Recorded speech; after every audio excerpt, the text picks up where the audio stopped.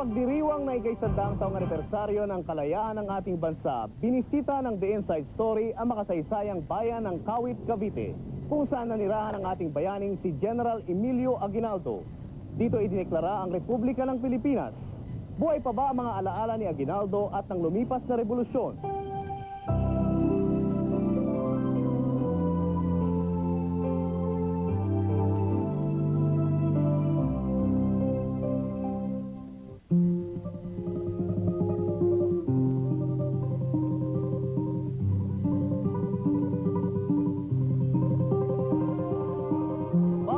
Kumating ang mga Kastila, marami nang naninirahan sa bayan ng Kawit. Matagal na panahon ding nakilalang nasabing bayan bilang Cavite el Viejo, isa sa 3 pinakamatandang parokya. Ito'y tinatag noong 1618 sa panahon ng administrasyon ni Manila Archbishop Garcia Serrano. Nakilala naman bilang Kawit, sa Ingles Hook, nasa hook-shaped shoreline mula sa silangang bahagi ng Cavite, patungong Manila Bay. Sinasabing immortal ang bayan ng Kawit dahil dito naganap ang ilang mahalagang pakikipaglaban ng mga Pilipino sa pangunguna ni General Emilio Aguinaldo. Si Mayor Federico Poblete ay isa sa mga apo ni General Aguinaldo.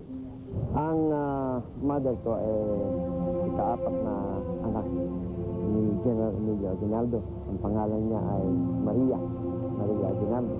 When I was 7 years old, dito ako umuwi sa bahay na ito. Then for almost a year, dyan ako nauwi.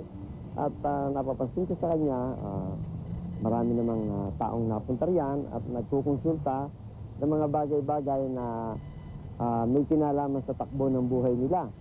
14 na taon namang nanindigan bilang driver ni General Aguinaldo si Ciriaco Tiba. Hanggang ngayon, nakatira pa rin siya sa bakuran ng kanyang amo. Tanging ang kapirasong lupang tinitirikan ng kanyang kuko ang naging pakinabang niya sa paglilingkod sa general. Bagamat mahigit 90 anyos na, buhay pa rin sa kanyang isipan ng mga araw na kasama ang general. Ugali ni general ko, umaga, nalagay ng auto dyan sa hagdanan. Kung dyan sa hagdanan, ay wala naman itong driver o malis. Ang sabi ni hanap driver, wala. Sabi kang general general Ciriaco driver yan eh. Mura lang dito ko noon. Bigyan lang ko ng general ng 50 pesos bago Isang buwan po? buwan yan, 50. Ito ang bahay ni General Aguinaldo. Dito mismo sa balkonahing ito, iwinagayway ang bandilang Pilipino bilang tanda ng kalayaan ng Pilipinas. 100 taon na ang nakalilipas. Mababakas sa lumang tahanan ang mga mahalagang alaala ng kasaysayan at kung paano nabuhay ang general. Narito ang mga larawan ng ilang mga dayuhang bisita. Ilang mahalagang okasyon at ang mga mahal sa buhay. Bukod sa mga lumang larawan, nakaukit pa ang ilang alaala ng pakikipaglaban. Tulad ng 8 probinsyang lumahok sa revolusyon pagkatapos magdeklara ng martial law ang pamahalaang Espanya. Napakarami noong araw na mga dumadating dito na mga revolusyonaryo na nanggaling pa sa iba't ibang bayan mula po sa Bisaya, Mindanao, dyan po sa Nueva Ecija, Bulacan. Marami pong nagsisadating dito. Sila po ay tumipigil dito. Si Telma Tiba ay anak ni Lolo Ciriaco. Tuwing Independence Day, talagang napakaraming tao dito.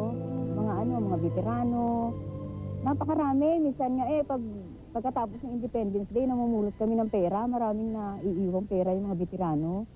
Napakaraming pagkain dito. Malalaking yung hawa dyan.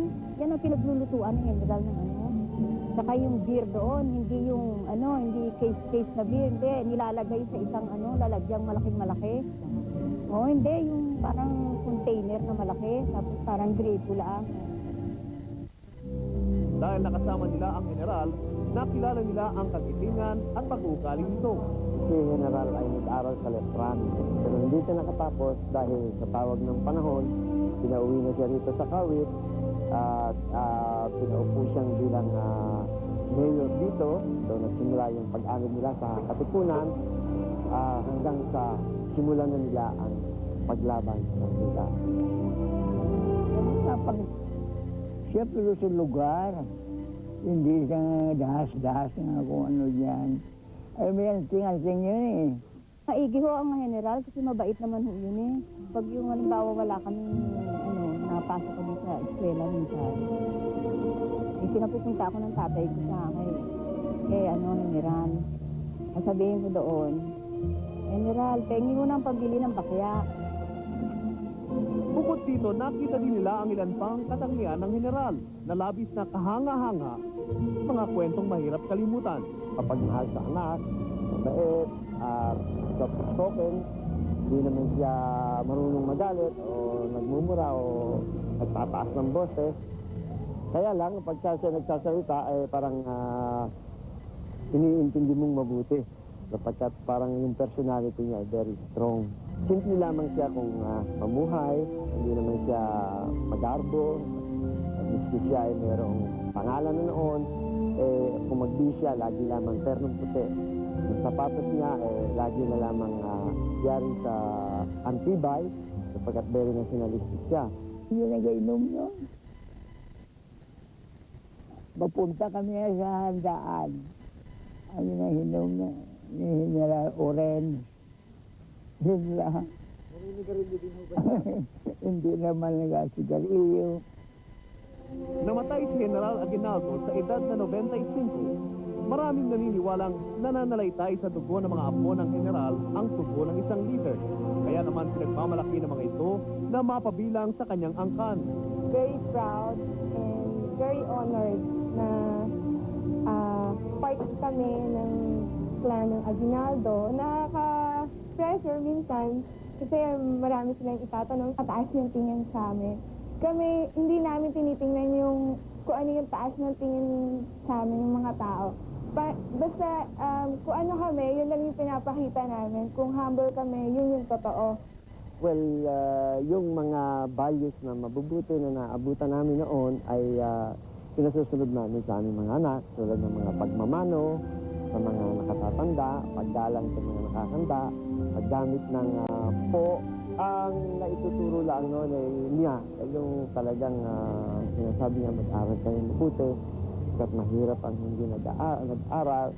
Sa Biyernes, sa pagdiriwang ng sentenaryo ng ating kalayaan, muling mabubuhay ang tahanan ng general at ang alaala na minsan sa lugar na ito ganap na naging malaya ang bayan. Isang alaala na dapat ipaglaban at pangalagaan.